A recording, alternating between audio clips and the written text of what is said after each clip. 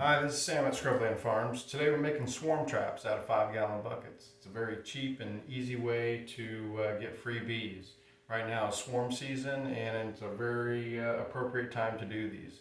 So I've been using these for the past 2 years and they've worked really well. I have no complaints and it's just really easy to do. So I'd rather have a $5 bucket up in a tree versus a $30 nuke. So anyway, we're going to get started. We're just using a 1.5 hole saw bit, and we're doing these for the sides. These are going to be the entrances for the bees to come in. Then we're going to use another one that's 2.5 inch. We're using that one on the bottom, and that's purely for drainage. And I'll show you that here in just a second as well. So we're going to go ahead and make these holes. Now you're going to keep the knockouts that you do here. I'll show you why.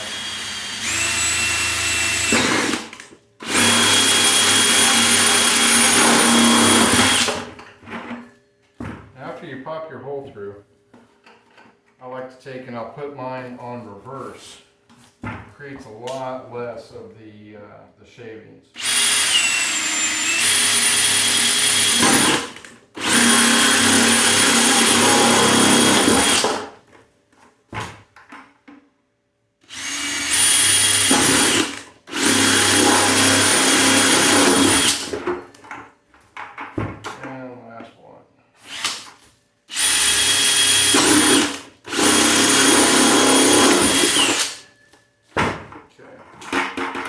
Grab our knockouts, look at the shavings that are there. We're going to take these, lost one, it's okay, extra one right here, just in case.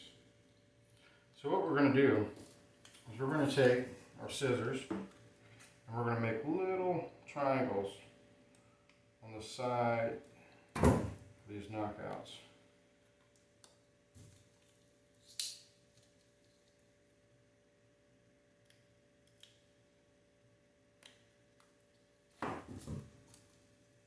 I'll show you here in just 1 second exactly what I'm doing with these.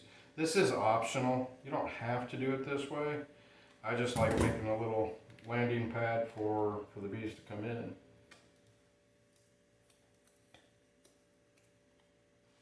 Now, if you can see that, there's 2 triangles on each side of that. We're going to take and fold that. Basically crease it. Don't want to break it, but crease it. We're going to stick that in our holes.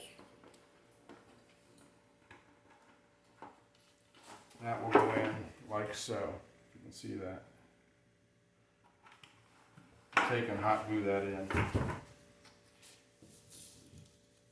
And the hot gluing does work on these. Don't typically work on plastic in my experience, but for some reason or another, it does a good job with these. Might be just that it's not a lot of use, or heavy use.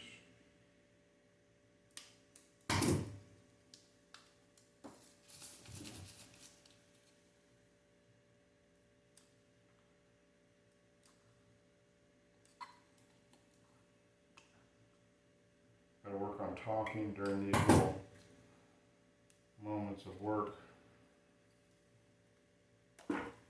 We'll get through it.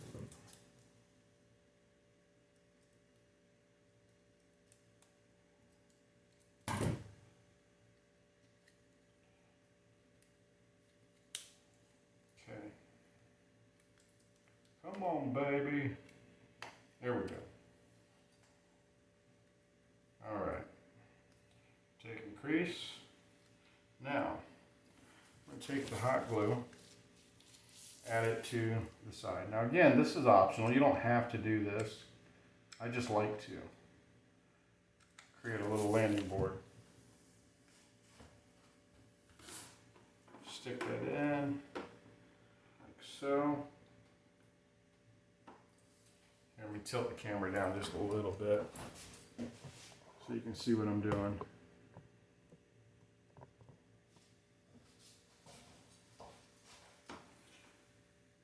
In like that.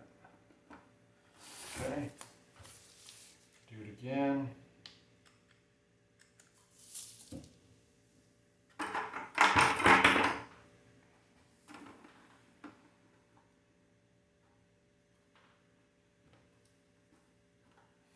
you have bees in your area, if you notice bees in your area, this will probably work better for you than if you don't.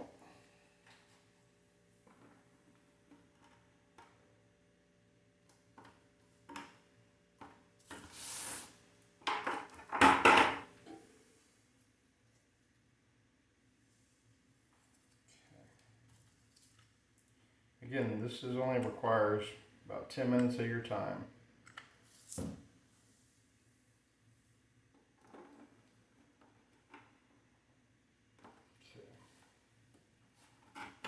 Now those are all in place. Now I can flip it upside down, change out my bit.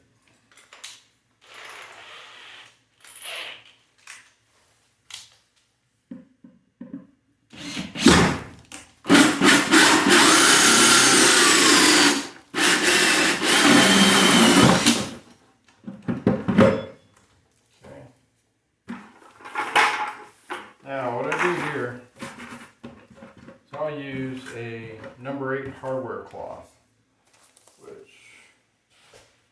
of course,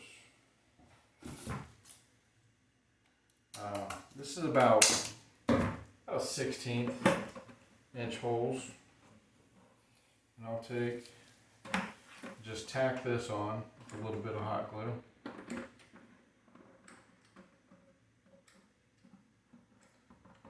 I put it on the outside and on the bottom because if I left it on the inside and put this ring of the hot glue on it, what it does is it creates like a little lip on the inside, and water gets in there and the bees will die in that.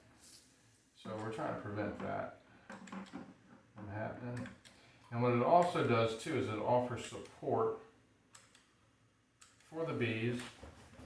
When you have them up in the air, you're going to hoist them down, they need something to hang on to. If not, you get bees in the face.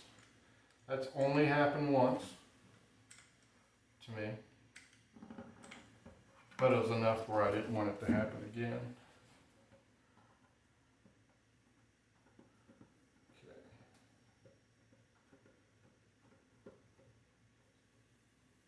And done. And take. Now we're going to take and load it or bait it with lure. Now you can use lemongrass oil for this. Let me bring the camera back up. Okay, you can use lemongrass oil for this, but I like to use Swarm Commander. And that's just simply a mixture of lemongrass oil, tea tree oil, and some wintergreen mint oil.